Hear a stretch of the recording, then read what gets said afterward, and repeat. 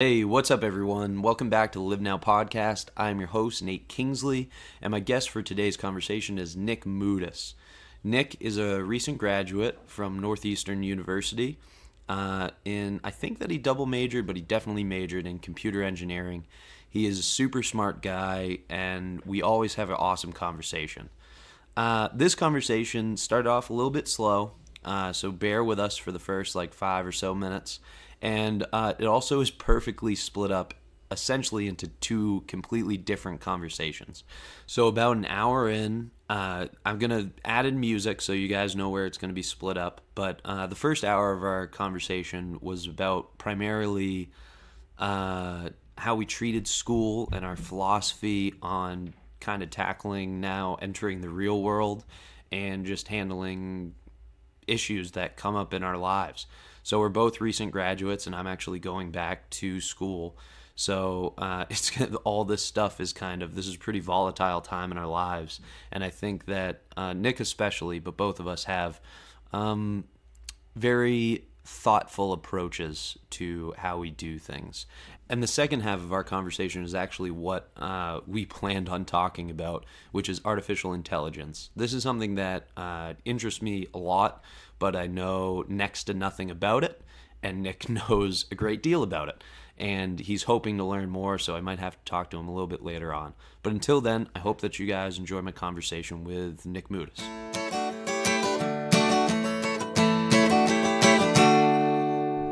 That's what people tell me, medical school's like.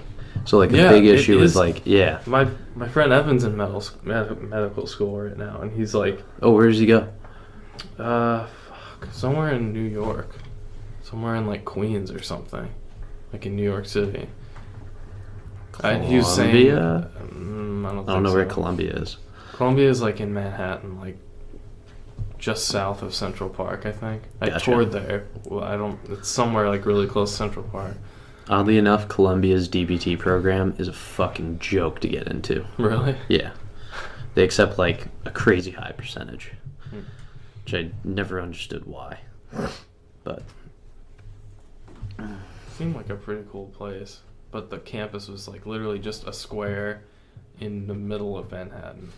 Just a square area of school. And I was like, I don't really like that. Yeah, it's kind of interesting for, such a well-known spot. That's weird. But yeah, medical school is, the biggest issue with people is most of the time you get anywhere from, a 3.9 student to a 4.0 student most of the time.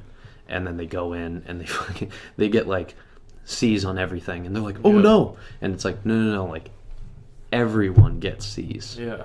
Don't worry about it. Yeah. Very few people do, perform at a high level in terms of GPA and grades. Mm-hmm. Yeah, Evan was saying similar to that. He's the philosophy there is they give you way, way too much to go over, too much material, and they just say, it's up to you to decide what you need to learn out of this.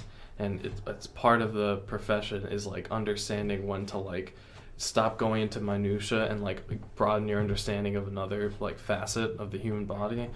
So they just give you they just give you more than you could possibly do in the amount of time, reading wise, the amount of shit that you have to read and go through and study. And it's you have to make the decision when you start to get too in depth into something and be is this relevant? I need to learn the high yield stuff, and then you just switch. But you never can feel good about taking time off because you just have so much shit.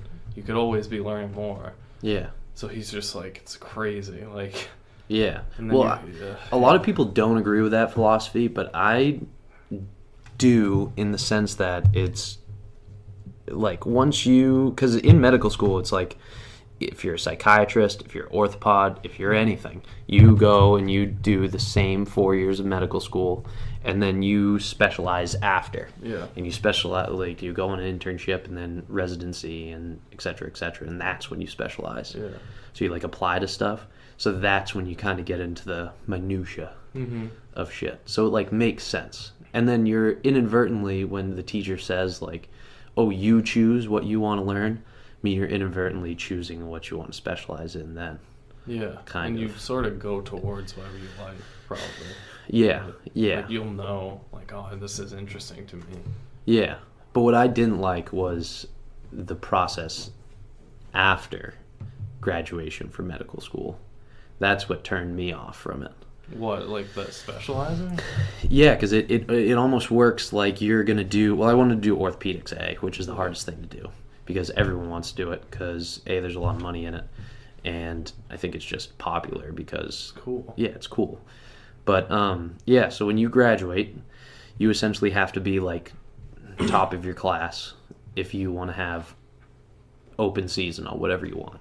So you have to apply to hospitals, and then you apply to, like, distinctions within the hospital. So it's like you're going to apply to, like, geriatrics, you're going to apply to, like, cardiac rehab, you're going to apply to you name it. And then you're not necessarily going to get accepted. So, like, say if I wanted to do orthopedics, but I signed up and, like, for whatever reason I applied to, like, gyno, and I got into the gyno and I didn't get into orthopedics, it's like, I guess I'm going to be a gynecologist now. Really? Yeah, that's how it works. So what if you just apply to ortho in, like, 8 different whatevers? Yeah, you could places, do that. And then Yeah. you get your, like, safety and... Yeah, you could do that. But it's you have to remember, I mean, how many medical schools are there in the country? I think there's like around 160 something of them, maybe up to like 200. Yeah. So you have to be like, everyone's applying to orthopedics because it's the best in terms of money, and it's the coolest. Like, if you want to do anesthesiology, like, go for it. Just, you want to be a psychiatrist, whatever. But it's like a lot of people want to do that, and a lot of people at the top of classes want to do that. So if you're not at like Harvard Med or Columbia Med, and I wanted to go to a DO school, so a lot of hospitals are going to look at that as like... I'm like, oh, cool. Well, no, they'd probably look at that as, depending on what kind of hospital it is, they're going to look at that negatively. Okay. Because it's, at a lot of places in the Northeast, DOs are looked at highly. A lot of other places, they're like, oh, you don't have your MD? We're not about it. So even if, like, I graduated top of the class at DO school, know who's Dean DO is Austin Hager. Oh, I didn't know that. Yeah, he's at Lake Erie something. I could I so think. see him in Scrubs. Yeah, Just dude, you makes can. sense. It's on like Facebook. He did like Doctors Without Borders or something Oh, like really? that. Yeah. I like That's followed super him because cool. I didn't know that he wanted to do that until like 3 years ago, and I saw him like while he was in undergrad at Syracuse, and I was like, oh, it's really cool that he's doing that shit. But yeah, he's DO. But, like, and he would definitely know a lot more than I would about it, and like an actual DO would. But that's how it was explained to me. It was like, in the Northeast, DOs are very highly respected, but there's a lot of areas in this country where they're not. Just because. Yeah, it's just looked at as lesser for some reason. I don't know. And I could be wrong with that now. Like, maybe the mentality's completely changed because the woman who was like my medical advisor was older, very well informed, but older. And yeah, I don't know. It's just weird. And I didn't like the process. And I like the holistic way of treating people, which is why like a DPT is way better at that, and it's all you do because you're not gonna Prescribing. yeah, and you're so hyper focused on like the human body, how it works together rather than like symptom the- patching. yes, exactly. So that's why I ended up choosing along with the process, because I thought that was kind of bullshit. Because it's like, dude, you're going to go do 4 years medical school, and then after that, you put in all this work, your life sucks. Your life's going to continue to suck for the next minimum of 4 years. Well, as you specialize. Yeah. Emily, who wants to be a neurosurgeon, I think that's like 12 years post-grad to like just become a practicing surgeon. After medical school? After medical school, because you have to do your residency, and I think neurosurgery is like the longest one, and then you have to do a fellowship, and you're looking at a shitload of time. Wow. I don't know if she still wants to do that. She might just be more interested in like research. I think I think that is the case, because I remember she was just like think she said something like she doesn't want to have to do that much schooling, which makes sense because schooling for her is like not the same as it is like for me. It's like it's wicked intense for her, in the sense that like she holds herself to like a higher standard than I do. Even in the like if it's a circumstance where I like where it's so hard that I'm okay with getting C's if that's what this is, I'll accept that. She's like the person who'd be like, that would be shitty for her. So that's like, I can understand that she doesn't want to do 12 more years of... Yeah. Yeah, and I mean, unfortunately, like, not a lot of people know the process after which, while they're gonna apply to medical school and, like, taking the MCAT and shit. Yeah. So you just get kind of screwed. Yeah. But, yeah, it would make sense, because, like, I mean, you hold yourself to a standard. Yeah, it's just it's not a grade standard. Yeah, what I meant was like when people, you were saying like people usually 4.0, they get into medical school and they start getting C's and they freak out. Yeah, I would be one of the people who like doesn't freak out because I care more about like the learning than the grade. Yeah, like you just said. So it's like that wouldn't bother me if I understand that I am gonna be prepared just as well as someone. Yeah, as anyone else. I wouldn't be bothered by it. Yeah. No, you're just all about like what you learn. You're not about the like end letter grade result. Yeah, which is to a fault in some ways because I can like fuck myself over with grades, which I've done before. Not to like a extreme degree. Like I never really get like C's, but it's like sometimes there's like a little bit extra effort that doesn't teach you anything, but that can make the difference to like get you an A versus a B plus. Yeah, and I usually just like say fuck that. And it's kind of stupid, but like I'm just like this is like waste of time. It bothers me, and always has, and that's why I've never been like the straight A person.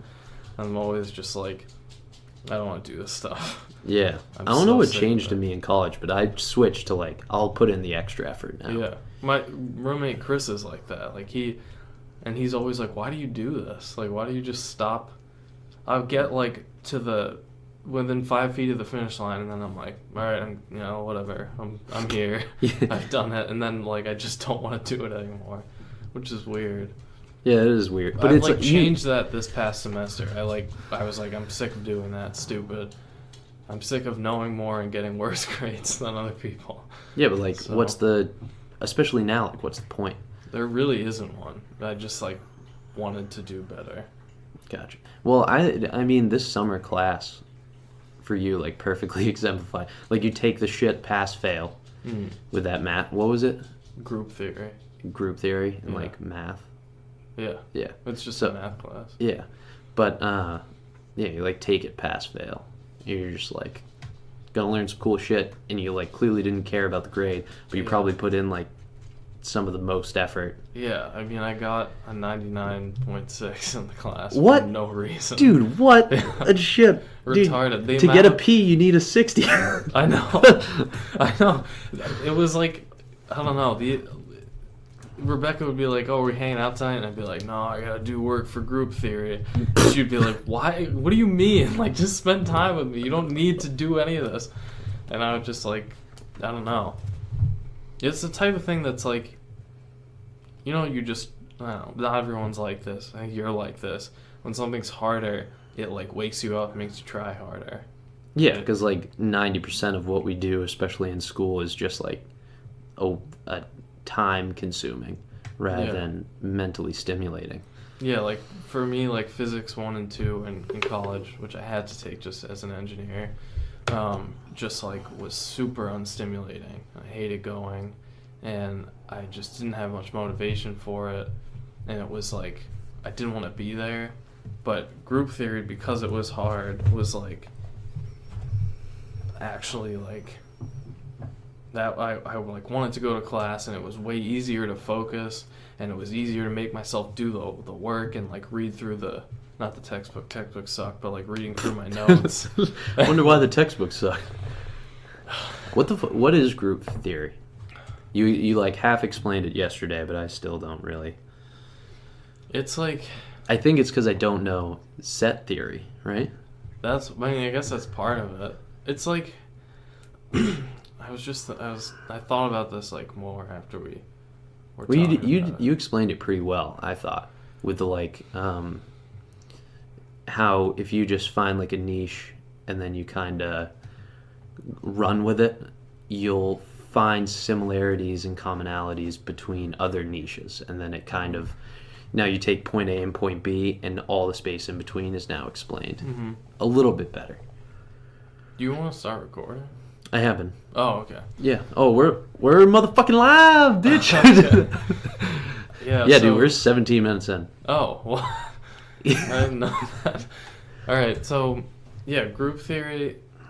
Okay, so any like portion of math is like what I was saying yesterday. It's like you take. So all math is like you have to start off with something. Like you have like you start off with axioms, which are rules. You say like, I'm gonna assume. Why can't they just call them rules? Sorry to cut you off, but like because it's more. It's like if it's axioms, like, because it relates to like that. Well, like in any context, an axiom just means something that's like it's 100% true in that context. So I could define a context where blue means cold, and in the context of like real life and everything, if I say, Nate, blue always means cold, you would be like, well, I mean, a lot of the time it does, but not really. Like, you can't just say that it always means cold. It really is just a color. But I could define a context in which one of my axioms is blue means cold, and that means that within that context, that is like 100% true, and we never need to question that, and we're going to base everything else off of that. So what math does is it takes the logical space, let's just call it that, like the space of thought, and it sets up, you just start with some rules, which you call axioms, and you hold those to be true. You just assume they're true, and all it is you see what follows from that, like all the implications of those rules.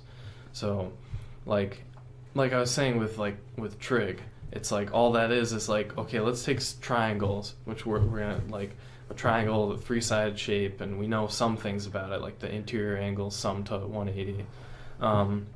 Well, let's see what happens if you set one of those angles to 90 degrees. And like, let's see what, like, you could imagine that doing that will change something about that's a subset of all triangles. And then that, you can imagine that there'd be some sort of like special properties that result from doing that, making that rule.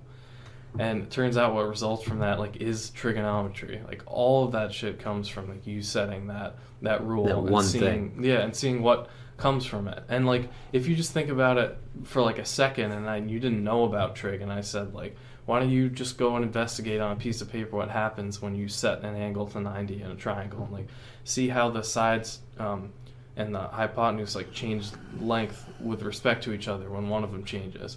And you'd be like, okay, and maybe if you had enough time, you would like come up with some stuff and be like, oh, there's a weird relationship here with like circles and all this stuff is going on. And that's like, so that's all that stuff follows from just like setting a rule. So, and that's, so with any like field of math, that's kind of what you do. You set up, you create these like structures. Like in set theory, you have like, you define a set as just like a group of unique elements. And an element is kind of a weird term, but it means like anything. Like, just think of them as like little objects. So you could have a set of 5 objects, and then you can have a set that contains everything, like all elements in the universe except for those 5. And like those combined are the set of all elements in the universe. So that you don't have to like get into that. Yeah, that's a little bit too far out there for me. So it's like, yeah, I mean, set theory is just like, let's like study the relationship between different sets of elements, and you can define functions from one set to another, and that's all a function really is like any function is a mapping from one set to another set. And so group theory is, I wish I hadn't mentioned the grade that I got in that class. I didn't know we were recording. Why? That sounds like douchey. Douchey, yeah. You kind of are. No, it's fine. Yeah, but there's context to it. It's just you tried really hard at it, and now people are gonna assume that you know what you're talking about. Yeah, 99.6% of the time. I guess so. No, yeah, I was just making a point that like, No, it's a was, good like, the point effort because that it's I well, put into it shows what you actually give a shit about. Because that's how I did it with my grades. Like you could see, like I took like a entry level psych course that's talking about just like the most generic basic shit that like obviously I could memorize really fast, but I had such a tough time with it that luckily we were given 5 exams, the last being a final. The first exam I did well on. The second exam I got like an 83 on, simply because I was like, this is worthless to me.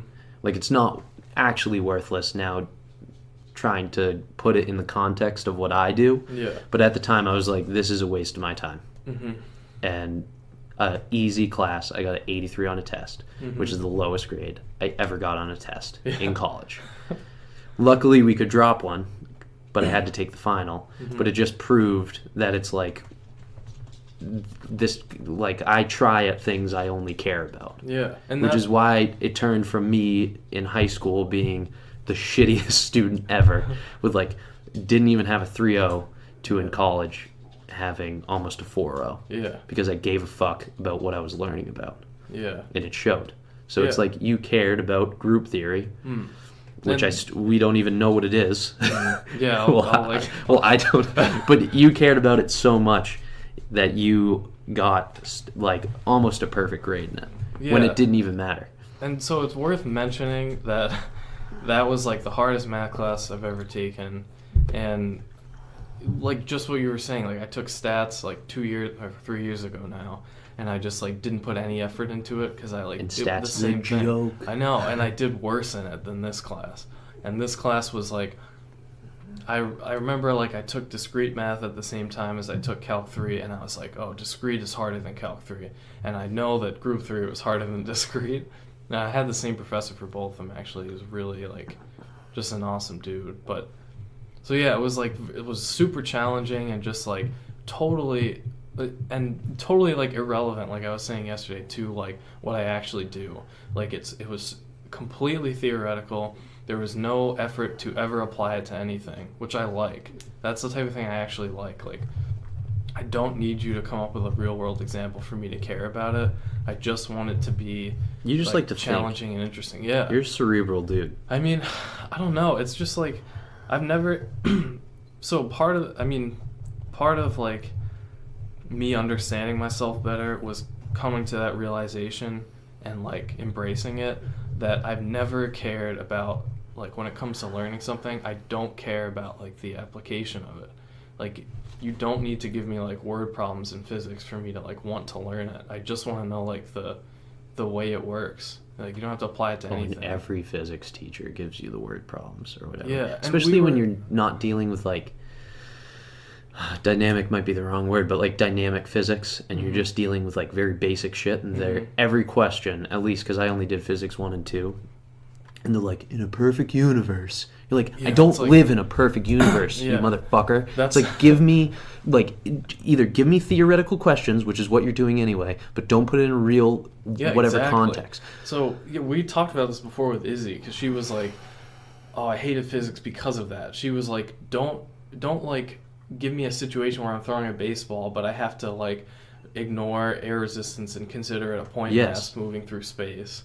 Like that annoys me. That like she was saying that, and I was like, yeah. And then you were like, well, they do that so that people like can tack it to something in their brain. They can like tie it into the real world. Yeah. And like I agree why they do it. However, me personally, I don't like it. Yeah, I don't like it either. Because but you have to do it. I disagree with that. Well, you said this last time, like 2 years ago.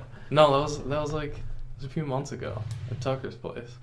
Oh, it was? Or maybe, I guess we had a discussion before, but like, yeah, I disagree with it because I feel like if you're in the class, no one should have to glamorize the thing for you to have motivation to learn it. Like, you do not know most students, do you? No, but that's the thing. Like, if you're in the class, and you're in college, like there's all these like things you have to get through to get there, and there should be like a baseline motivation assumed that if you're in this class, I shouldn't have to like I shouldn't have to like stretch reality to make it like relevant to you.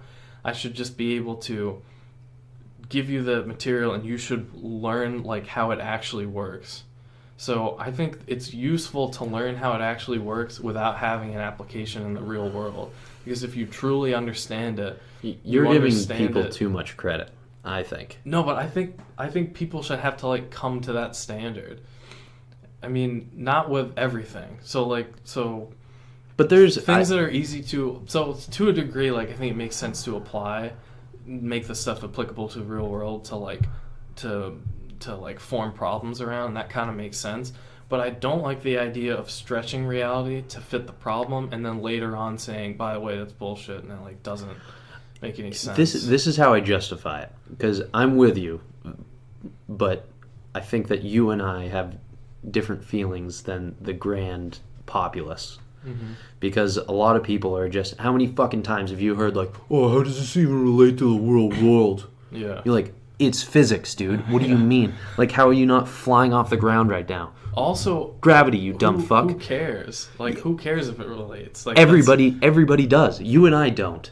You definitely don't more than I do. I like how it applies, which is why when we spoke yesterday, you're like, that's why I like math. Because math literally doesn't apply to anything in certain cases. Mm-hmm. But physics, 100% of the time does. Yeah, and that's why it's like interesting. Yeah, that's why I like it. Yeah. But most people, you have to give it, because when you're only taking physics 1 and 2, I mean, you're not dealing with people who are physics and or math students. You're dealing with people who could be like me, like exercise science, so like want to be a strength coach. You could have someone wanting to be a PA, just like all where you have to get your general classes done.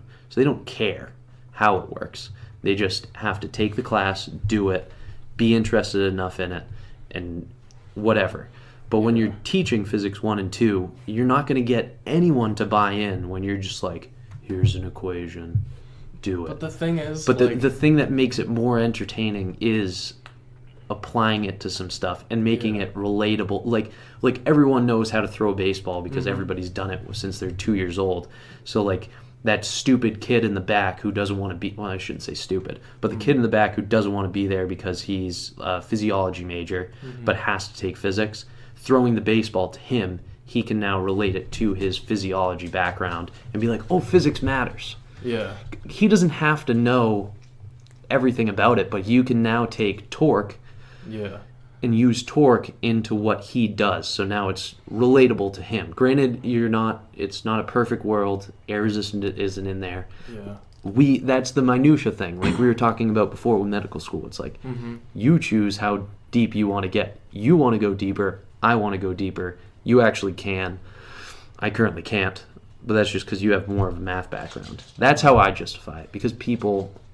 You have to relate to people. So that makes sense, and I understand that like if you are operating in the context of education, you need to like model something after how people are going to pick it up. But I take issue with that in the sense, like I totally understand that, and to a degree like I support that. But the only issue that I take is that you make stuff applicable to the real world often at the expense of a true understanding of how the stuff works.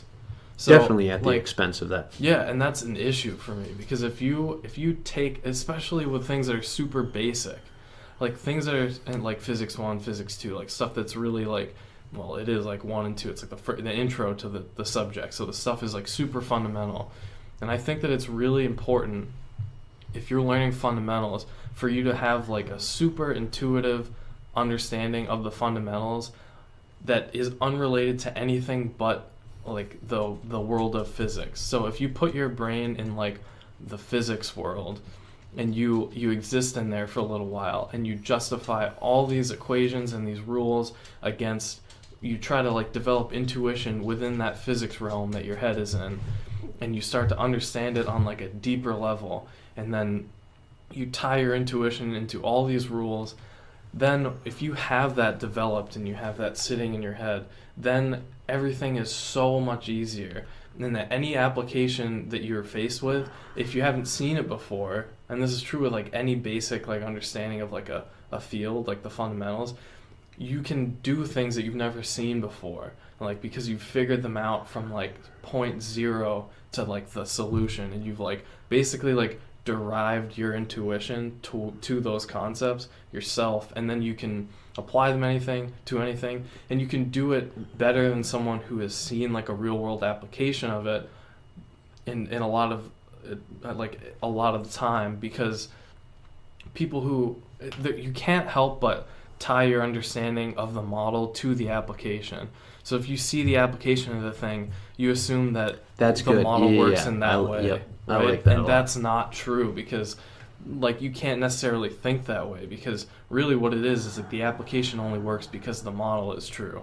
And if you understand the model intuitively and you understand all the ways that it's connected, then you can make, using logic and using practice, you can make leaps towards other truths that you wouldn't be able to make if you're only working off what you've seen. Yeah. And that's I'm 100% with you, but yeah, I just think it's worth developing that, but that's super hard to get people to do, especially in an intro class where it's like, this is just a stepping stone. Yeah. What the fuck are you making me do this shit for? A whole bunch of people don't give a single fuck. Yeah, and it's like, why would you make it that hard for those people? Yeah. Why would you make it unnecessarily hard for anyone who's not a physics major to do? Yeah. No, yeah. So I like where your head's at, and people. I'm gonna tell you that people probably do, maybe not consciously, but people probably do the same thing in whatever they're doing. Does that make sense? Like, well, like I guess for instance, like what I do, you can take and you can find applications that aren't applied, but then you can realize how they can be applied without knowing. Yeah, exactly. How other people do it. Yeah. So you can take an example and just kind of be like, oh, well, and extrapolate, oh, this could be used this way, and then you apply it that way, and then you find out that it's like, it's true for whatever you find it to be, even without knowing what an example was previously, and attaching your knowledge onto it. That's like what you were saying. Sorry, did I interrupt you? It's like what you were saying with, like yesterday, you were like, oh, I brought this vitamin C glucose thing up to my professor a year ago. You know, you noticed that the structure was the same, and that if you didn't have as much blood glucose, you wouldn't need as much vitamin C. See, I don't do that with math. I mean, I sometimes do, but I don't go as deep as you do. But that's because you have a deep understanding of something your else. Field. Yeah. But people can do that with. I don't want to say I have a deep understanding of math, because I obviously don't. But it's like there's certain aspects. You have a deeper way of thinking about math. I guess so, yeah. You don't necessarily understand it because you just haven't had that much exposure, but you have I just have so much you now have a formula that's going to work. A formula I use in quotes is just like a I know expression. Yeah, a formula of how to get to a certain point when exposed to it, which is, I think people just do that in everything, but it's just like so few people care about physics. Yeah, that's true. But people also don't do that in everything. Like, I mean, I think I'm just saying you could key find to, like, people who understand. don't do it in certain things, but do it in others. Yeah, I know. Yeah, whatever they like care about, people I'm forced to agree with you though, because I know a lot of people, and I know a lot of them don't think that deeply in anything. But so I mean, that's like an issue of like. Some people are super passionate about one thing, and they most likely think really deeply about that thing. And then some people are really passionate about a bunch of things, and that's how they think about everything. And those people are usually beasts, and those people usually get to wisdom faster than other people because they I'd argue you're in that category. I don't know. I mean, you keep up with a lot of people on a lot of different shit.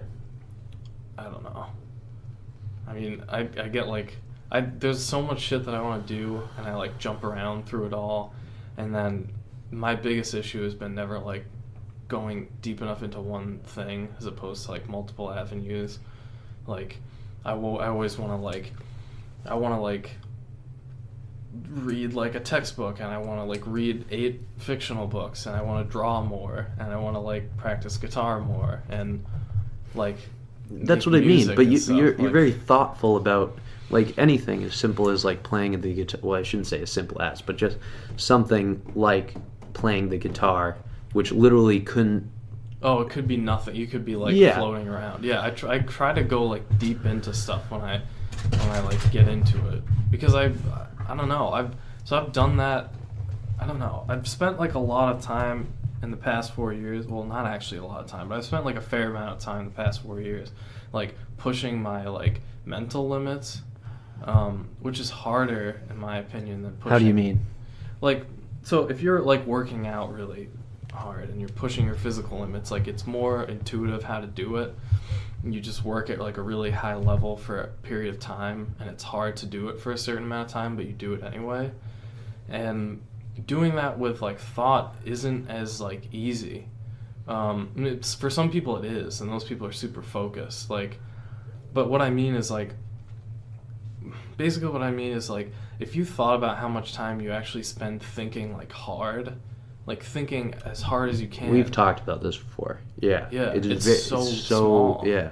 Like if you spend like an hour on homework, you might have been thinking at your max capacity for like 2 minutes, and the rest of it was either like partial capacity, or you were doing the busy work that resulted from you figuring something out. And if you like pay attention to that, and then you try to get into that zone more, and you can become like hyper productive, which is something that I like really try to do. How long can you stay in that zone for? Well, I guess it depends. That's like the flow state, right? That's like what people try to get into. Yeah. And if you're in that, I think the best thing about that is like the focus aspect. Like I have issues with focusing in general, so it's like tough for me to get into that. But then if I can, and I can get like hyper focused into something, and everything else sort of like gets blacked out, and I don't have like intrusive thoughts being like, oh, what about this thing you have to do or that. So how do you do that? State. How do you do that? So that's kind of what I've been trying to like figure out for like, I don't know how long I've been like thinking about this, but like I'm always trying to be like, I always try to pay attention to when I did get into like a good, we could call it a flow state, or like I don't think it's like a binary thing. I think there's like levels to it. You can be like half in flow and like still get a lot of stuff done, and you could be on your way. So like I spent a lot of time being like, okay, noticing the times that I was super focused, and not just focused, but like able to point my whole brain at one thing, which is so hard to do. I mean, for a lot of people, for most people, it's like super hard to do, but like for some people, it's like intuitive to do. I pay attention to those times and be like, what were the circumstances under which I like was able to achieve that state of mind, where I was able to not think about anything else except for the thing I was working on. And it has to do, like I've always like thought about, I always like try to analyze like my whole body when I'm in different states, and I'm always thinking about it. So I'm like, what was my nutrition like? What was my sleep like? Pretty much invariably my sleep was good if I'm ever getting into that state.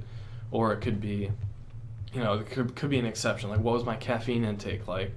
Like I said, my nutrition in terms of like macro and micronutrients. Like, what was my environment is obviously huge. So you almost, so what you do is you find yourself organically finding these states, and then you take note of how you might have got there, and then you try to reproduce it. Yeah, because I mean, you can remember times where you were like that, and like the thing is, like, Jesus Christ, like those might not happen as much if you're not being like challenged. But if you are being challenged like mentally, like you have a ton of shit to do, like a ton of like schoolwork to do. So how, for example, hard. How often do you hit it during this group theory class? I was hitting it like a lot because I had to. It was kind of like the pressure of it, like I need to get this stuff done. Mostly like I need to, it was like every day we go to class, it'd be an hour and 40 minutes pretty much straight of like taking notes as fast as I possibly could, and trying so hard to like keep up second to second with what he was saying and the concepts, and like be able to understand the things I was writing down, which itself was hard for me because I don't write that fast. So I'm trying to like pay attention while writing. I know. So I'm trying to pay attention while writing and try to like digest it. And it was very rare that by the end of the lesson I would understand how we had gotten there. Like it was super hard. And some days I would get, I'd hang on like almost to the end or all the way to the end. And what the times that I would spend after that was just like looking over the notes and trying to like develop intuition about them. So like what I was saying before, like when I try to develop like intuition about them, and that doesn't mean that like when I'm studying my notes, I'm literally just sitting there looking at them for like, it could be like hours, it could be however long. I'm not like I'm maybe drawing pictures to develop like my idea of them. I might be I don't really like copy the notes down again. It's not like I'm like copying them down or just like memorizing them. I'm just sitting there trying to like put them into the language of the way my brain works. I'm trying to like adapt them to my mapping. Gotcha. And those are the times when I'm in the right situation where I can like get into that state. And so I noticed that because I was like, I'm gonna go into class tomorrow, and if I didn't figure this stuff out, I'm like fucked, and I'm gonna be behind, and I'm gonna be frustrated writing all this shit down that I don't understand, and it's gonna pile up, and then it's gonna be like 2 hours, or no, it's gonna be like 3 hours and 20 minutes of shit that I don't understand, and then it's gonna be a quiz. And so yeah, and then you just get locked behind. And yeah, it just so those were the times where I would find that I would get into that state easier because of the pressure of it. So I know that that's like an aspect of it. Have you ever tried like meditation or anything? Yeah, so I've been like attempting to like get more into meditation this past like semester, partially because, well, I just think that there's like a ton of benefits to it, like that I could reap from it. Ton. Yeah, and like some people, and you're also are like better candidates for it. I think yeah. I'm a good candidate for it. Well, I was just gonna say you're a pretty emotionally in tune individual. Mm-hmm. Those people like almost unanimously need it. Yeah, I do, and that's part of the reason like I wanted to get into it was because of just like mitigating like anger and like frustration. And just like I don't know, finding ways to I guess better balance my like, I don't know, the way I like go about tasks, you know, and go into it like a positive. It makes you more mindful. I mean, it's not necessarily positive or negative. It's just mindful of what you're doing is the whole point of it. Mindful of what I'm doing, even just like with my thoughts, like where I'm bringing my brain to. Yeah. Because like I want to like avoid the times where I'm literally like creating negativity for myself. Like so much of anger is that, where it's just easier to get angry from something than it is to just like find a way to not be angry. And that literally is just creating negativity for yourself. Like you get to a point where you're just nasty. It's like you're a poisoned individual walking around, and it's like, well, that's not good. I like the there's a quote who, I'm gonna butcher this, but it's just anger is more destructive to the vessel than whatever it is poured onto. Yeah, like and making it like sense. Analogous to like acid. Yeah, and that's true if you're the type of person who's not gonna like explode it out onto others. Even if you do, though, I mean, it's still bad for you. It's like super damaging, and it's good, and when it's like useful, it can be like really useful. But there's also times I've never found it to be useful for me. Yeah, for me, I just don't function there. I just can't. Well, I'm also a lot less like emotionally there than I think you might be. I mean, I think one of the ways that it is useful is in like artistic pursuits, because I sometimes I'll write like little fiction stuff. I didn't know. Draw. Really? Yeah. I try to like put as much effort into getting like creative stuff out as I can, because it's really easy like I can be like, oh, maybe I should draw right now, and it's really easy to just be like, you know what, no, I'm just gonna chill, like do something else, because it's not like necessarily easy to get yourself into like a creative space and like have confidence to like create something and not feel like stupid about it all the time, especially if you're like not good. Yeah. But like yeah, which I'm like not, but that like high like states of like, that's one of the times where anger can be like useful, Like, that makes because sense. It puts you in like a state of mind that you create, like, I don't want to call it Well, media. creativity is like expression of emotion, and anger is such Yeah, a so it's- powerful emotion. Yeah, so it's gonna put you somewhere, and Yeah. if you put that on paper, something more intense and real is gonna come out than if you're like literally just like super neutral and you sit down to try and make something creative. See, I don't do the creativity thing. The most creative thing that I probably do is this, is like the podcast, and I just find whenever I like bring emotions into things, it makes you more subjective to whatever your input's gonna be. Yeah. So like you get an input. Well, that's the wrong way of saying it. Your interpretation of the input is going to be more subjective when emotions are in play. So I try to take emotions out of almost everything, because it's just and you that's can't. good. Yeah, but it also makes you a little bit less relatable in some cases. You gotta like. I think it's important to be able to like turn it on and off. Like, to be able to take a situation where, say, like, you're in like an emotional state, like it doesn't have to be like negative. I don't know, like, it's not like, you know, you don't. It could be like you're super happy and there's some input. Well, could I tell you what I started doing? Yeah. Like, oddly enough, I did it this past summer. It was a negative thing. It was when my grandfather died. But it's just, I have a really tough time, like, feeling sadness. And What do you mean by that? Like I just, You like push what it I said away 'cause before. you're like- No, I don't even push it away. I just like my grandfather passed, but like, of course he did. Like he was failing. So it's just like, to me, I'm just like, yeah, it really sucks. And it's like, I miss the guy like hell.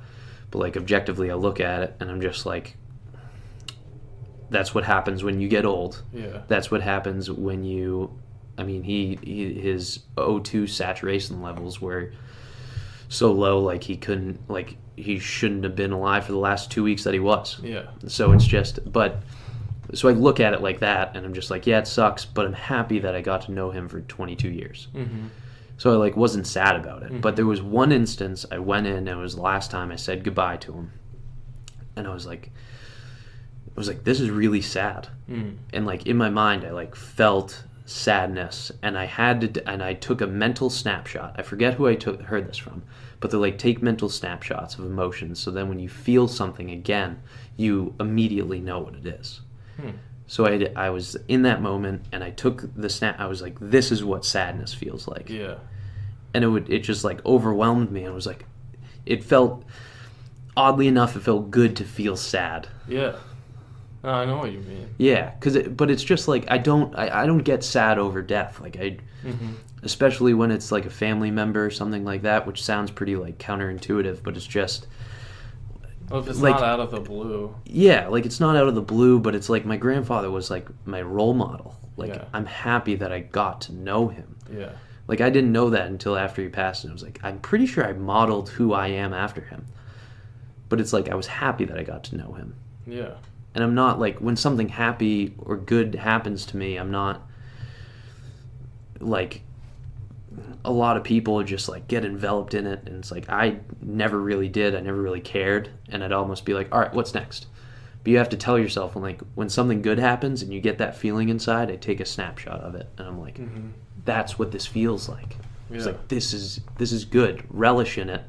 And don't be already looking forward, because when you're happy about something and something good happens and then you're already looking forward, you're almost sad that you're not there yet. Yeah. Or you're frustrated that you're not there yet. You're like, I see where I can be in, like for me, 4 years. So after I graduated from Springfield, I was like, well, who fucking cares, because I'm going to get my doctorate. So but like you have to look back and be happy that you did that, and notice that like that feeling is happiness, and keep yourself in that moment, even if it is for a moment, before you move on to the next thing. Yeah, it's like kind of like living in the present and actually like feeling it. Mindfulness. Okay. Yeah. That totally makes sense. I mean, that's what, because I just have a tough time. Too much that, but it's like if you're not that can be bad, because you can always be living in a different, just be pushing away the way you could be feeling right now because I of know a your lot of people knowledge who of the push it future. away. Yeah. But that, I mean, similar to anger, that's damaging to the vessel, which in this case Yeah. is the person, because it's just feel what's there. Yeah, it's not good Experience to, what's yeah. there. Like, Yeah. know what sadness feels like. Mhm. Like, I didn't know what sadness felt like until 5 months ago. And I was like, this is what true sadness Or you'd is. forgotten it, probably. I mean, Well, you can't, I shouldn't say you don't know, but you don't, you can feel it, but emotions don't come one by one usually. mhm. So when you have an instance that's like complete sadness, like it was just a foreign feeling to me. Okay. I see what you mean. Yeah. So, but if you can take a snapshot of that and be like, this is that, Mhm. then you can, when it happens again, you're like, oh, I felt this before. I was like, this is sad. And I was like, Yeah, yeah. You can like define yeah. it. So even if it's at a lesser amount, like the way that I used it, when like certain stuff happens in my life, I can like come back to it and I'd be like, oh, I'm sad about something. I was like, why? So I almost use it as like another objective type tool, because it's just when something happens, I can be like, oh, like, why do I feel sad about that? Yeah. It's like, that's kind of like, what's going on? Why do I think that way? Why am I feeling like this? Yeah, it helps you know yourself. Yeah, exactly.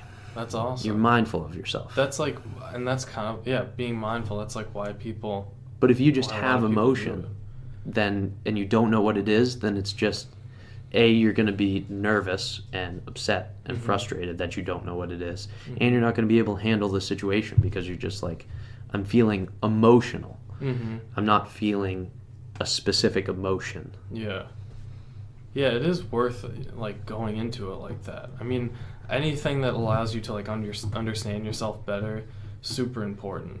Because I think so many people just like weirdly, and it freaks me out when I'm around people like this, but they don't know themselves. Like it's like, and it's like shitty and You're going to awesome. find that a lot though with 22-year-olds.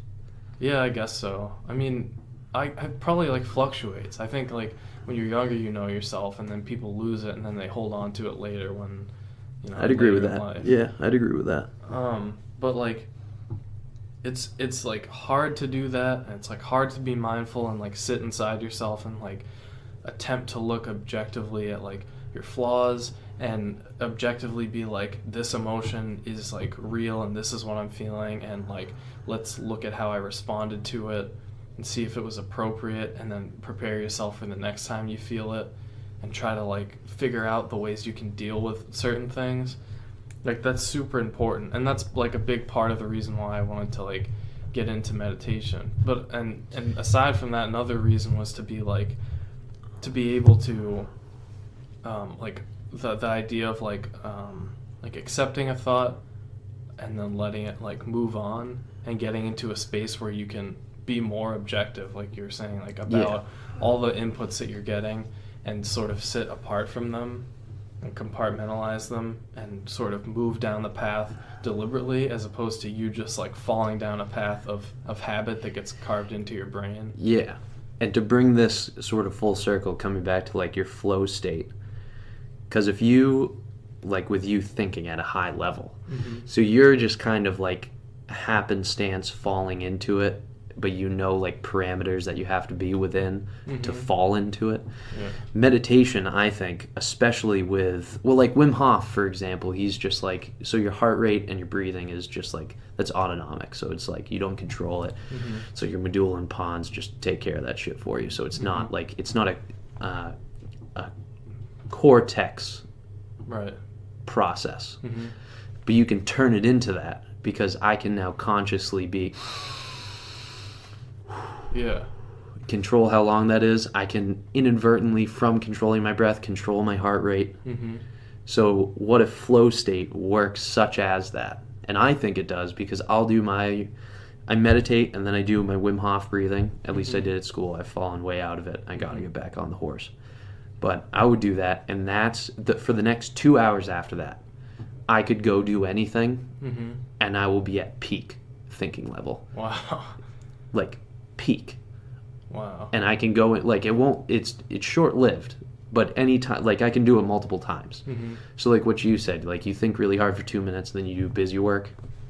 I could probably go for like 5 to 10 minutes of like being so introspective and thinking about something so deeply, and then I'll come out of it and I'll like wait 5 to 10 minutes. It's almost like exercise. Like it's weird. Yeah. But then I can go back into it because I'm in that state. Like I'm just so like there's nothing else on my mind. I've regulated my body and brought it to a place where I can control it a lot better. Yeah. Do you think it's because of like your blood oxygen goes up when you're doing the breathing, or like adrenaline? Like I don't know that much about it.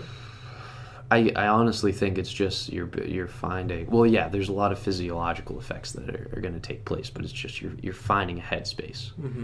So like anything that's, I mean, like what gets in the way? You said that you get distracted by stuff. You're not going to get distracted anymore because you're honed in, and you're honed in on yourself. Yeah. So while you meditate, I mean, you're supposed to not think. I do guided meditations, so it makes me think, but it makes me think only in one thing. Yeah, but it makes me think in such a weird way.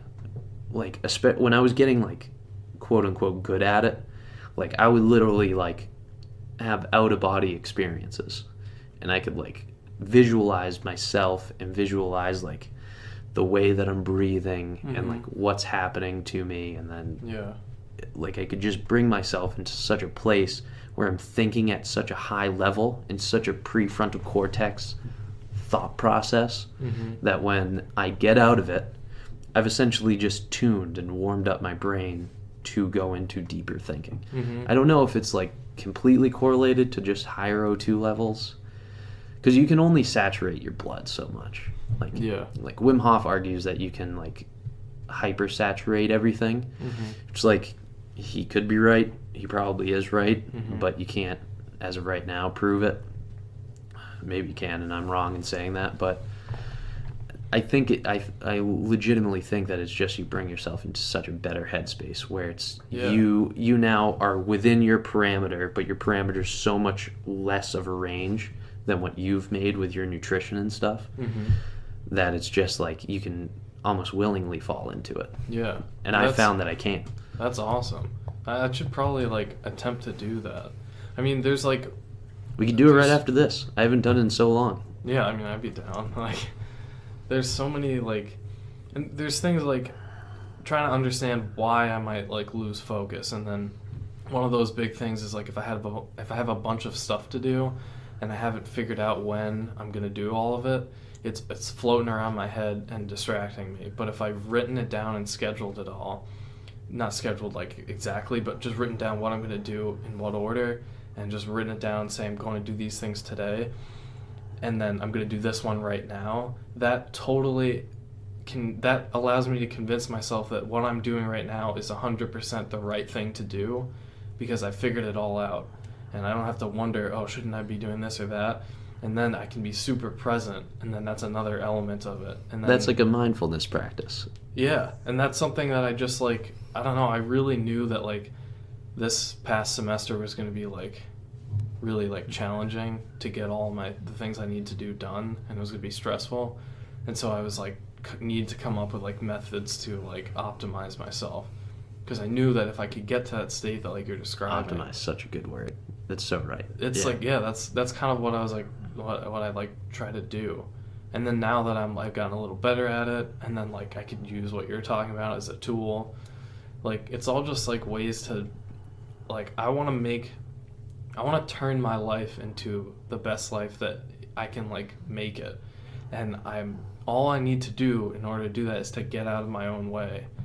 Get out of my own way in terms of, like, letting, like, the Nick that wants to do the thing and is capable of doing the thing and is ready to, letting that person come out, as opposed to, like, the lazy version of me, or, like, the distracted or, like, distressed version of me. And like it comes back into like buying into yourself, like what we were talking about yesterday. Yeah. Like buy into yourself. Yeah. Like, you can do some crazy shit. Yeah, exactly. Like anyone can. Yeah, don't get bothered about. And that's something that I've like thought about for a long time, and I've always had like a weird like confidence in my ability to do like anything.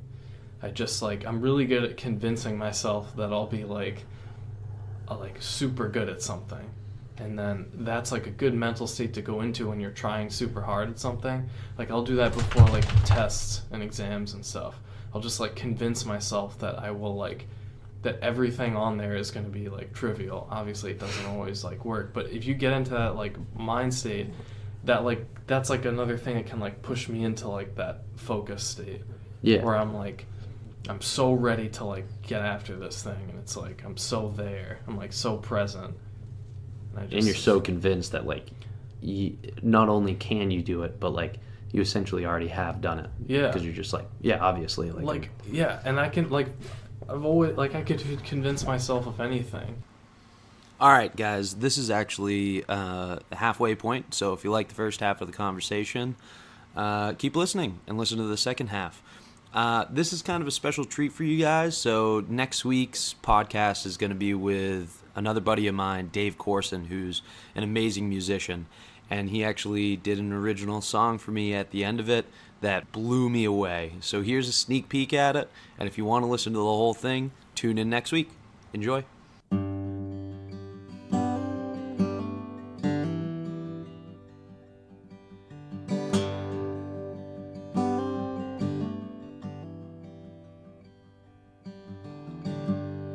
I think I rest my eyes.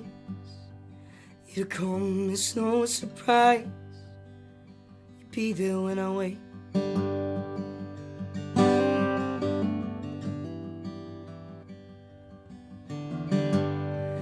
Over opened up, and you don't care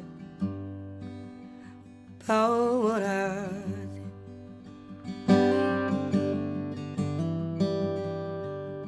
All right, there's your sneak peek. Make sure to tune in next week to get the whole song. Now enjoy the second half of my conversation with Nick Moutis. I don't know why we're here. Yeah. All right, sorry for everyone. We were just interrupted by my dad coming home. So we're going to change the pace. I'm sorry if you wanted to know what we were talking about, but we kind of forget. So, yeah, the whole reason why I even wanted to, like, we were talking yesterday, and I stopped you, like, literally mid-sentence, because we were talking about, well, I showed you the fucking, no, you already knew about it. So, that fucking picture of the robot that sweats, push-up, sweating freaks robot. me the fuck out. And it was just, and, yeah, No, so we but started talking about, like, AI and all that shit. Yeah, just say like what it is, I guess. Oh, yeah. So it's this robot that does push-ups that this Japanese company developed. And the weird thing, like, not that it does push-ups is the cool thing, but it, like, actually does the equivalent of sweating to lubricate its joints and to cool down its systems. So it can just do it indefinitely as long as its power supply lasts, which is fucked. And they put the most crazy-looking face on it. Why they put a face on it at all freaks me out. But I love it when they do stuff like that. yeah, but it's just like more and more. Like, I didn't used to think so, because I was like, oh, AI is like pretty far away, and it's like the AI we have now is so primitive compared to like the intelligence that we have. But like at the same time, when you hear people, well, the people that I used yesterday was like, when Elon Musk says, "Hey, don't fucking do this," Yeah. you're like, okay, like I won't do it's that. scary. Or like when literally the smartest human on planet Earth, Stephen Hawking, is like, I think AI is gonna take over. Then it's like, yeah, it's gonna fucking take over. Like, Yeah, listen to it's that definitely guy. like it's definitely like scary when people like when just when you like you're like, oh, I think it's gonna be fine, and then people that you hold to like a really high regard are like, no, keep an eye on it, and you're like, what? Oh, okay. And like we were talking about it yesterday, but Elon Musk like has 2 companies now to Yeah, do with what AI. are those? Because I don't really know. So I forgot to like look into this yesterday again, but I know. So one of them I think is just is his effort to develop and control,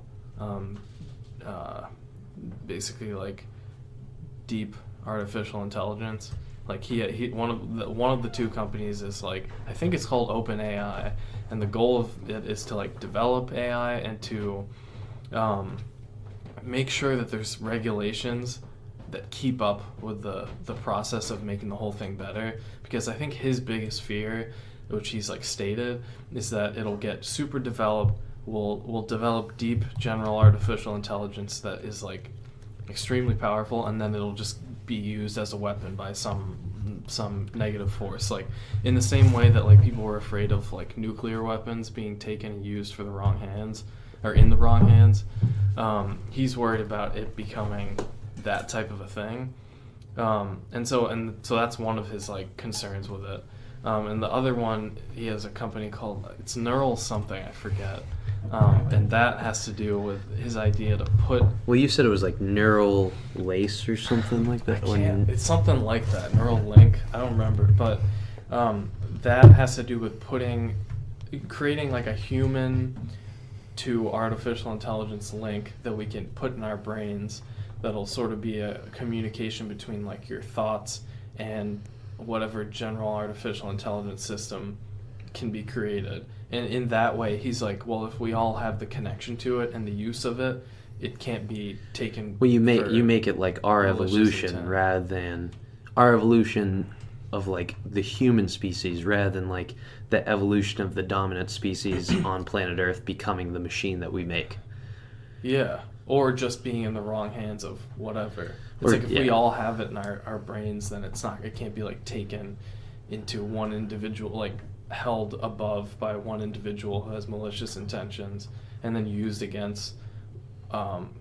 some political way. I think he's like afraid of that, which totally makes sense. Yeah. Well, I like I shouldn't say that I like, but the analogy to nuclear weapons is really good.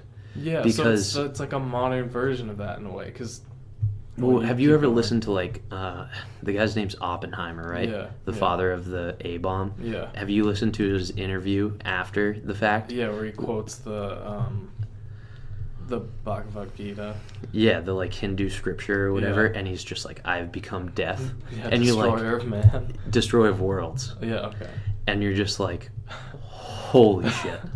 But the thing is like when scientists do this, like what you were saying with mathematicians, it's like they just do it, they get so lost in it that they only see and they seek to find the answer to it, and they don't understand the ramifications when you put the power in the hands of a less intellectual man or woman.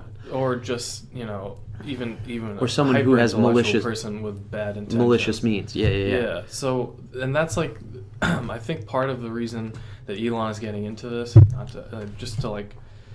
He's a good person to talk about with this. Yeah, and it makes sense because it's like, what his concern is like valid in the sense that he understands that research into AI or developments in AI and machine learning occurs in the halls of research all around the world.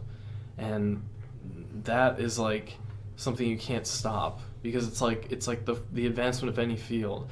For one, it's like super accelerated at the current time. Everyone's working on it. You have thousands of smart people around the world working on it, and those advancements happen like at the will of people who are trying to develop their field, like their PhDs, trying to write new papers and come to new conclusions and develop new techniques in machine learning and in general AI, and that you're not going to like stop that. And those people are funded by companies like Google and Facebook and Amazon. And his issue with that is like, we can't stop the pace of this, so he wants to like keep up with it and keep control over, he wants to make sure that one individual company doesn't get like the stronghold over this like technology, and then it gets co-opted by someone with bad intentions. Because you can't stop. You're not going to stop a field of science. Yeah, it's like you're not going to stop it. Yeah, you're not going to be able to tell like individual researchers to stop doing their thing, and they shouldn't too. It's like you're expanding the breadth of like human knowledge, and obviously as a scientist, him and... But I find there to be a legitimate fear, maybe not in our lifetime, but also maybe because everything, like this is increasing so exponentially that pretty soon it could be out of our hands, that we could literally be creating our successors. Yeah, like who's... When you you can just make a robot that's so... At the Boston Dynamics robot that does the backflips, they make that one that... it's like the Jaguar one or the Cheetah one. It can run like 30 miles an hour. Yeah. Like, what the fuck are some of the... Like, that's insane. It is crazy. And those... So there's kind of like a... You have to make a distinction between things like that and artificial intelligence. Yeah. Right, because but I'm just really saying, just but advanced if you... control systems. Yeah, but... I guess I didn't finish my point. You take artificial intelligence and now you combine it with that. Yeah. So like now it's not just like a computer attacking you, or I shouldn't say attacking, but a computer that you're competing against. You're competing against a physical thing that is technically a being because it's sentient, like it's there. So a sweating robot that can go indefinitely, and if you were to make it solar powered, then it's this computer that has a physical body that can now, like, what's the point of me? What's the point of you? So I think like, that thing's like what? Sorry to cut you off, but like, what's the? Because once we make, so say if we make generalized AI, and it has thoughts. To an extent more than what we can do now with what you were talking with neural net yesterday, which we got to talk about. But so it has like general thoughts, it can somehow have emotions or whatever. Say that if you want to quantify it, like its IQ is 1,000 because its computing power is just so fucking high. So now that can make something even better than itself, and then that's just going to keep overlapping. And then, like, if you think exponential growth's happening right now, dealing with motherfuckers with, like, 150 IQs, 10x that, 100x that, 1,000x that. Like, you're dealing with some crazy shit. Yeah, I mean, so there's different, like, there's some things that worry me and some things that don't. And just... Well, you know a whole lot more than I do. Yes, and then also no. And I just, like, don't know enough. So I, like... It's I can't like I'm not the type of person who likes to like make big predictions or conclusions from things I don't fully know, but there are things that like make sense to me in the sense that like I'm not worried. I don't worry about artificial intelligence being put into something that's like can cause physical harm and then just being released. Like I don't think people will do that. So that type of thing doesn't worry me. I think it makes more sense being worried about this system that's super advanced getting into the hands of some individual who's bad. Like, if we create like an AI that's super intelligent, and everyone always talks about this, like what if we ask it to solve some problems and its solution is to like eliminate human life or something? Like, I don't think that given that solution, it would like suddenly be able to like hack the system and like gotcha. Like launch the nukes by itself and go like, into Age of Ultron type shit. Yeah, like I think we'd still be controlled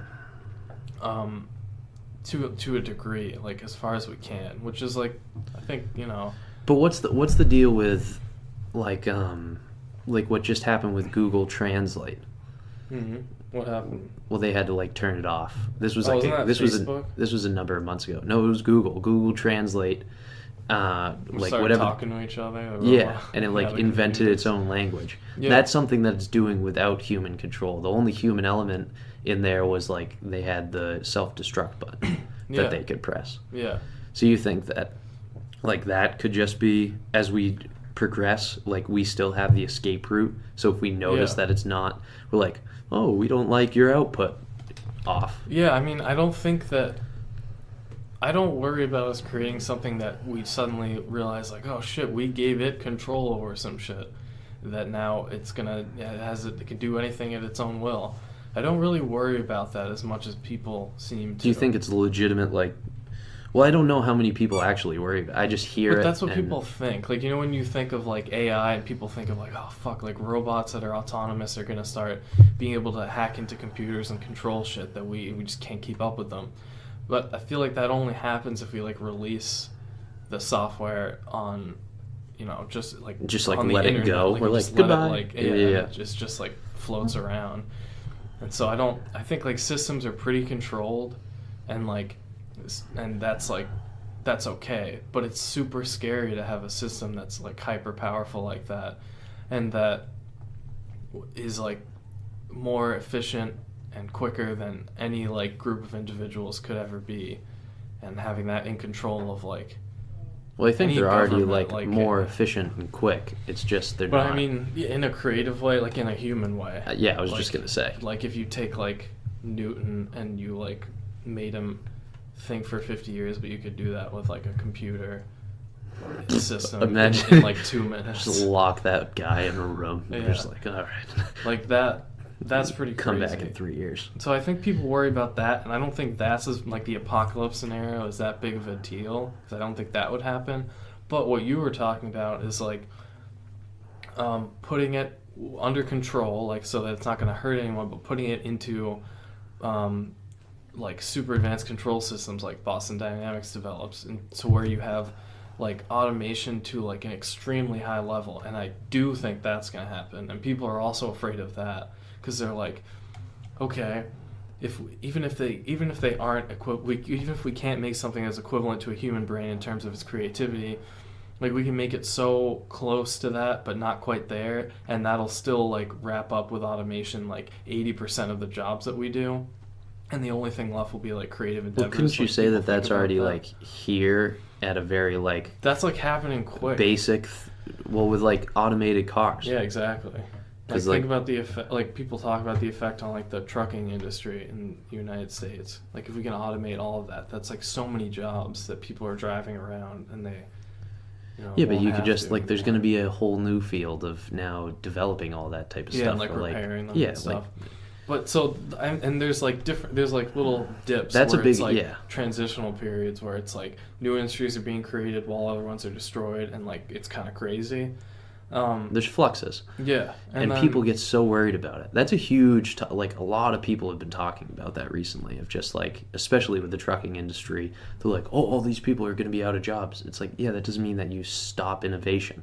It means that... Right. But it does, you do have to think about the shift that's going to imply. So it's like, what is like the usefulness in the U.S. economy of like individuals with like certain ranges of IQs? Like no one at genius level IQ has ever had trouble making themselves useful in the economy, because things are simply like exponentially easier for them to do, and they're more useful to people. People with lower IQs have found usefulness in the economy in terms of unskilled labor or low skilled labor. But then if we automate things to the degree that all those jobs disappear, we still have all these important people who just don't have the capacity to compete with people that are just born at like a way higher level because they had like really smart parents, and they're just more like they're given a better starting point. And so it's like you're taking all those people and like. So what do you do in that situation? Like, what do you have? No, I don't know. You just recognize that it's a problem. I mean, yeah, because it's like if you. Basically, it's like if you're able to replace like the utility in one spectrum of human ability, like the ability to like do work that's not creative, and you're able to replace that completely, like, it's going to happen because industry is just going to make industry is not like compassionate. Obviously, it just moves towards efficiency, and then that's like a huge problem for a lot of people. Like, and we don't know like the speed to which things are going to be automated. Like we were talking about yesterday, like writing code. Like I just graduated with a computer engineering degree, and like if you can, I don't know how fast it's going to be before like writing, programming is like automated. It is to a degree now, but like I don't know how advanced it's going to get and how quickly, and it's like who knows like how obsolete all of our jobs are going to be. That's super true. Yeah. Like I don't want to like make it seem like just people driving trucks are going to be out of jobs, because it's like I don't know. You just don't know. I don't know the pace at which like this is going to happen. Yeah, no, I completely agree. Yeah, it could happen to a whole number of people. Yeah, it's just I don't know. And there's a lot of people that come up with different like estimations of how fast it's going to advance, and I just like haven't paid that much attention to it. But yeah, I don't know. You just have to like wait and see. Yeah, it's a And weird that's- topic, that's- but yeah. like at the well, we've been hearing about it forever with the like McDonald's and like all the cashiers and stuff, and like how like the Fight for 15, I guess, pushed or like forced McDonald's hand to like put the automated registers up, and it's just like, okay, now you're looking at a whole nother injury. Granted, that industry usually employs like the low skilled labored adults, but it also employs, I mean, teenagers and stuff. But I mean, like, how many employees does like McDonald's, Burger King, Wendy, all those places have? Now your job's taken up by a computer. Yeah, and from like a human psychology perspective, you don't want to eliminate people's perceived need in society. Like, that's not a good thing. It's not good to like make the barrier to entry to being useful like at minimum, without even thinking about it, college education, really like high intelligence and creativity, and like already starting off with a good like socioeconomic background. Like, you don't want that, because it's not like, I don't say it's not fair, but like there's plenty of people. It doesn't create well. There's no. That's where like the curve to entry is like insane. Like, you have to redefine efficiency. So like in terms of that, so when you make things and machines so efficient, and everyone in this dystopian society that we're talking about is quote unquote efficient because they're smart, they're very high IQ, whatever. But is society efficient because now you have 70% of it who are, I guess, not useless, but useless. But so I think that's so that's why yeah. Elon, So that's not an efficient society. That's a very inefficient society. Yeah, there's a lot of issues with that. But I think that's why Elon Musk wants to put it in our brains, or interface it with our brains. Like, Because then interface everyone AI. is efficient. Yeah, because then you can get up to the same level as the whole system is operating at. How far away from that do you think we are? Well, I mean, I don't know. I know that you can interface with like brain signals and like communicate with your brain waves. I know at a super low level, I've seen it like before my eyes. Like, I've seen people control like robotic arm with their thoughts. Oh, before. yeah. Like, yeah. and Like new prosthetics and whatever. Just like, I don't know, I just saw it at Northeastern. Like, this girl was doing it. I was at like this like some conference showing like research that people had done, and she was like, if I like create alpha waves with my brain by thinking about these things, the arm does this, and then if I create beta waves, it does this. And she was like, she would just be like concentrate, and then you could see it doing different That's things. fucked. Pretty cool. And so I was like, But at an even more basic level with what Elon Musk is talking about, because he's essentially just talking about like creating your brain into like a computer. well, he's like talking about the interface between some like advanced AI system and your brain being like seamless, so that you could, it's like the idea that like you don't have to like pick up your phone in order to connect to the internet. You like are connected, and you can access all those resources. Yeah, and I don't know, I'm sure obviously he's like doing research into this, but like I don't understand the implications on like your neurochemistry and like the decaying of pathways that we've like as humans always been filling with myelin this whole time. And if you don't have to like use your memory as much or this or that, like your brain will change, right? It'll just like enforce the pathways that are being like used more. And You can induce change as well. You can induce plasticity. yeah, but if you have like this resource in your brain that you're interfacing with, I don't know how much like to what degree that'll like handicap you as well as like benefit you, you know? Yeah. And I don't know the degree to which he wants to like interface with it. I know it's like as seamless as possible, but it's like so hard to imagine like that. It would be interesting if you, because I mean, you really don't, like, your conscious thought isn't, like, your cortex is only about 2 to 4 millimeters that sits on top of your brain. So, like, you could literally put, like, such a small thing on, like, your prefrontal cortex and have that be effective. Mm-hmm. It's like your conscious thought, what you're happening right now, is in your frontal lobe, Mm-hmm. in that area.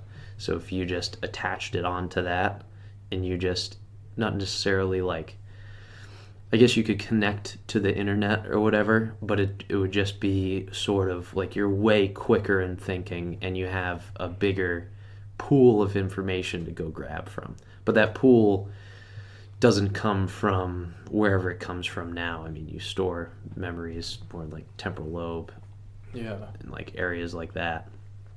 But yeah, I don't know how that would work.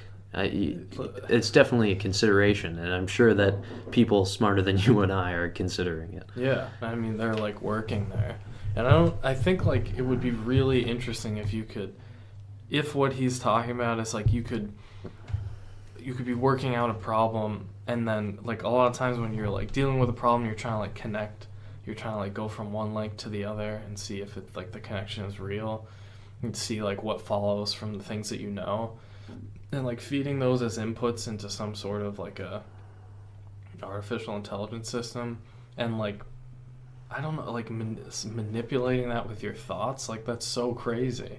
And like being able to do like advanced problem solving using like heavy resources, and like customizing the model using your thoughts and tweaking parameters, because that's like what you do with machine learning systems. It's like, I mean, you have to, it's like they're like this powerful tool, but if you don't know how to like use them and what to give them and how much information to give them, it's like useless and confusing. Yeah. And misleading. So if you could somehow like tweak all that with your brain, and like sort of like learn, like get familiar with it, and like learn how to use it to your advantage, and learn how to get what you want out of the certain inputs, and then you could, I don't know, it's just crazy. It's kind of like weird and abstract. I feel like we're far away from that for sure, because we don't like. I mean, we don't know how our curve. Yeah. Just to use systems that aren't in your brain, like that are like to use like machine learning models. Like there's big learning. There's a big learning curve on how to use the new phone that comes out. Yeah. For the average human, now you're gonna freaking put a supercomputer in their brain. Somehow making that intuitive is like wild. Or getting people to agree to it. I mean, that's something we haven't even talked about. Like, most people don't, are like, that's like terrifying that Elon Musk wants to inject something in my brain. Yeah, people are freaking terrified that like they can maybe access like the camera on your phone and stuff. Yeah, well, and it's like, what? I mean, yeah, like people can. No, I know. Yeah. People are terrified of that, and you're like, in this country alone, there's like 350 million people. Do you really think that you're the one that they're going to be going at? It's like, yes, you're right. If somebody, so I guess in his fear could come from his own invention. So say if you were to somehow be able to take over that AI system, mm-hmm. and every human has one, mm-hmm. that's human domination. Yeah, I don't know. So, because if you want to have it act, what he's trying to do, because that's like something you would think of. Like that's what everyone doesn't you want to put it in their brain. They're like, oh, so you can control my brain now? Yeah, that's what everyone would say. And then you could like somehow induce thoughts. I don't know. Like we don't even know how our brain works now, and there's no computer in there. I know, that's another confusing part of it. Like, we just don't know how our brain works.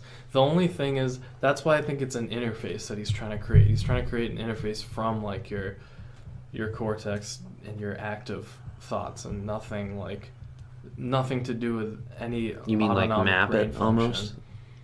Almost? Just being able to understand how to, like, map your thoughts to, like, computer actions, and, like, interact with it deliberately and without anything going on that you don't understand. Gotcha. I would imagine that's like... Yeah. Well, let's talk about some AI that you do know a little bit more about. So, like, the buzzword that you said yesterday was neural net. Yeah. And I was like, I've heard of that. What in the fuck is it? Yeah, so that's just like... That is a buzzword because it sounds super cool. It sounds like the definition of AI. Yeah. Like, and it's literally like a buzzword in like industry too. Like companies get so excited and they're like, I want to integrate a neural net into our processing. And it's like, what it is it's just another machine learning model. So there's tons of machine learning models, and what, like, the whole point of machine learning is like using data and statistics to basically to draw conclusions. So like you have a big set of data, and I'm like simplifying everything, but like you have your training data, you train a model on it to do a certain task, and the idea is that now if it's presented with new data that is similar to the old data, it'll be able to come to the right conclusions about it. And so there's tons of models that do this, and there's techniques that do this. Like one of them would be clustering, which is like taking all your data points and trying to, if you know they belong to two separate classes, like if you have data, I'm use them like male, female face discrimination as an example, because I did a big project on that. If you have data about a bunch of data points of male faces and a bunch of data points of female faces, one technique you could use to classify further future points would be to cluster those two, like cluster the data into two sets. And there's different clustering techniques that like do it in a way that basically most appropriately clusters the data. And then when you get a new point, you can just see which cluster center it's closest to in like a simple example. So that's like one technique. One technique is neural nets. So a neural net is it's a machine learning model that uses layers of neurons. Neurons are just, it's just a word for like a little node that takes an input, performs some operation on it, and spits out an output. And you take like a grid of those and you feed your input into like the left side of it. It goes to that layer of neurons, they do something, pass it on to the next layer, etc. At the end, that last layer, all of their outputs go to get summed or put into some function that maps all those outputs to like a probability distribution, and that is your output. So you take a neural net that I trained, I retrained Google's. They have one called Inception, which is like an image classifier. What a fucked name I know. to give it. So like they have it, and it's like open source, and you can take it and you can take it, and as it is, it's trained on a bunch of images of everyday objects. So you give it like a lamp picture, and the output will be like lamp, and then 90% probability, and then what's something like a like a stool, and then that's 50% probability, and then it'll keep going down in probability. And so you can retrain the last layer of that to classify between whatever you want.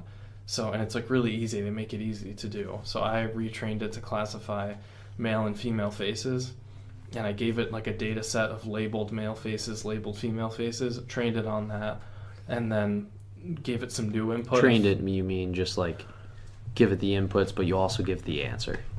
Yeah. You give them labeled pairs, so it's like a picture of your face and it says male and whatever, and then you give it new faces after you've trained it to test it, and it hopefully should say, give the right answer because it's been trained properly. All that is like taking the image, taking each neuron and each layer of this neural net, like does a little operation on the picture, and maybe one layer like looks at curves of the face, and that's all it looks at. Maybe one layer looks at like the color in the face. The layering makes way more sense now. Okay. Yeah, right? Yeah. So then, and as you go further on, you can see that each layer is picking up higher level features. So at first, like the first layer is just looking at like curves, and then the second layer is looking at combinations of those curves. And at the closer to the end, you see that it's looking at like the shape of eyes and like the shape of like lips. And eventually, you get to the end, and it's like you hope that it's going to take that input of a picture of a woman and be like, it's a 99.9% chance that it's a woman. Yeah. And so all that is basically like what I said was each neuron is a little node, and all it does is it take input. It applies like a weight to the input. The input's just a number. It's like some quantity that you extract from the image or whatever the neural net's being trained on. You pass it through some little function with a weight attached to it, and it spits its output to the next neuron. And what you can do, and this is like the core of like training the model, is you can define like I said, like each neuron is a little thing that just performs a function on its input, gives its output to the next neuron. So at the end, that output is just a composition of all those functions. So that last it's like neuron F of is G like of a Z of whatever gotcha. of the input. And there's all these, each neuron has a little weight associated with it. And what you can do, this is kind of simplifying it, but you can take the derivative of the output with respect to each individual neuron. So you can say, and what that means is you can say, how does this output change if I change the weight of this one neuron or this neuron? And you can take that function. Weight meaning like how much of a say it has on the outcome? It's basically like, okay, if you have, you start with your neurons like randomly initialized to different weights, and they're all different weights, and you give it like a male face, and you put it through, and it says it's female with like a 90% probability, and you're like, okay, something's wrong. Well, let's come up with a function that expresses the error of that prediction, which would be like the true value, which is male, minus how much it thought it was female. So it's off by it's off by 90%. Yeah. So if you can express that as a function, that output of the whole neural net, you can take the derivative of that, which is like see how it changes with respect to any one of those individual neurons. You can do that mathematically. And then you can say, well, if I tweak the weight of this one neuron, and using calculus, you can be like, oh, that changes this error function to decrease. So you're like, I'll do that. I'll do it slightly. And I'm with you. I'm with you. I'm with you. And then you'll train a billion times, and then you'll tweak them just slightly, repeatedly. And what you'll end up with, that error function, you're trying to minimize it. So you're hoping that it's convex, like it has a global minimum, and you can do things to make it convex. And then if you minimize the derivative of it, you find the minimum value of that function, you're minimizing the error in your neural net. And then if you can get close to that after a bunch of training by tweaking those weights with respect to the output, then you have a nice trained model. What's crazy about it, though... You just said a fucking whole bunch of shit that I understood 20% of, and then you're like, oh, and then you just got this nice thing. But you know, like, you're getting, like, what sort of... Like, I understand. at, right? Yeah. I understand. There's, like, you can go, like, really deep into it, but I'm trying to, like... Well, yeah, you just kind level. of, like, if you relate it to just, like knobs on, like, a production board or something, and they all start at 50, and you get like an error function that's like super high. You can just like mess those around. Yeah. And the key is and then knowing you want that to go low. Yeah, the key is understanding the rate of change of that error with respect to any of those knobs. So you know how to turn one of those knobs and what effect it'll have on the error. And the key is like changing all those knobs very slightly in the right way, and then running training again and seeing how it looks, and then changing them again, and just keeping doing that. And so what's like the future of neural net? Like, so, I mean, because why is it such a buzzword? Like, why do people talk about it so frequently? Is it just because it sounds cool and it has to do with AI? Part of it is that it's really powerful. So you can do things that you can't. Part of it is that it's kind of you could describe it as sort of like autonomous, in the sense that you literally like set it up, and that you train it, and it's like it's hard to understand why changing each like individual neuron changes the output in a certain way. You could never like when you have the final output, you can look at all the values of the weights of the neurons, and they don't mean anything. Like you can't be like, it's really hard to understand why they end up at those values, but it ends up as like a super advanced system that's like really good at predicting.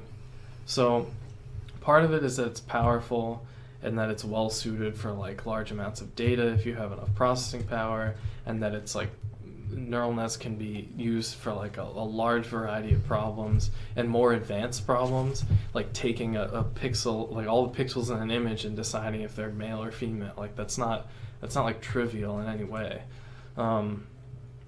And so they're just like a powerful tool, but they're kind of buzzwordy because they're kind of crazy in the sense that it's not like I was saying, like you can't just slice into a neural net and look at one layer and be like, oh, that makes sense. You just sort of have to train it and train it with the right parameters and understand how your parameters change, what you're doing. And you have to design it well, which is hard. And so it's like a confusing, like complicated thing. And it just sounds cool also. It's a buzzword because it sounds cooler than a support vector machine, but that's another machine learning model. Oh, that's a sexy term. Oh, shit. Yeah, so I don't know. It's just support. it's just one of those things, but it's really cool to like just look at all these different like methods that people are using and models. AI is pretty insane. Yeah, and the thing is, like, it's hard to understand how to construct a neural net and like what to do to build one, and then it's also you really have to know, like, people. You can just like throw inputs to it and train it and get like a decent result and be like, oh, cool. But it's really important to understand like all the parameters of the model and what's actually going on. And that's not as easy. And that's something that's like in high demand, like understanding if you change like how changing the dimensionality of your data changes the outcome, or how that in tandem with like the learning rate changes things, and what's the benefit of applying like just there's all types of things that like make it like a really good tool, or just like an overpowered tool that people are just like shoehorning into a problem. You know what I mean? Gotcha. Yeah, no, that makes a lot of sense. Now, do you want to learn more about it? Because I mean, yeah. So what's like? We just did an hour and 40 minutes. Okay. It's a super long time. But like, what? Yeah. So like going forward, what like is your plan? Like what's so like kind of my goal with what I want to do with my degree is like, and with like my employment, like, because it seems like you're like into this stuff and you want to know more. Yeah, so I kind of want to like I have taken classes in it, and I sort of, one of my like internships with school was like related to it, and now my job like sort of relates to it, and I'm sort of like more experienced with like natural language processing, which is a facet of machine learning that deals with like analyzing speech and language and text. So what I want to do is I would like to, using like computer engineering and software development and having a hand in like research, which is like my position at the company I'm going to work for is like part software development, part research. I want to be able to keep up to date with what's actually going on in the industry, keep learning, maybe go to grad school for for machine learning. Just like I really, what I want to be able to do is like when advancements are made in the field and they like sound cool, I want to know like exactly what's going on. Like I want to be able to read research papers easier than now and understand them, and like just really be up to date with it, and use like software engineering as a tool to apply it. And I want to be a person who can apply it well and not just be like taking these tools and just like throwing them at problems. I want to be like, I want like a deep understanding of how the things work. I would imagine that someone who is proficient at what you want to be is going to be in increasingly high demand. I think so. More and more and more. Yeah. And it's like, it's hard to like keep up to date with it, and it just takes a long time to learn. And like machine learning is like, it's like a mixture of statistics and calculus and linear algebra. Like it's a big mix of all those three, and at its core, like statistics is what like drives all these predictions. And so like I've always liked, like I've considered being like a math major when I went to college. I always wanted to like integrate math into what like I do and integrate it into computer engineering, and this is like a good way to like make my brain happy. Mesh them. Yeah. No, I love it, and we're definitely gonna have to talk more because I know that you're gonna go and research all this shit, and you're gonna have a lot more neural net lingo jargon to tell me. Yeah, we can go over other models too. Yeah, like what is super vector? Support vector machines. Holy shit! All right, man. Yo, this was a lot of fun. Yeah. That was a fucking crazy long time. Yeah. But it was awesome. All right.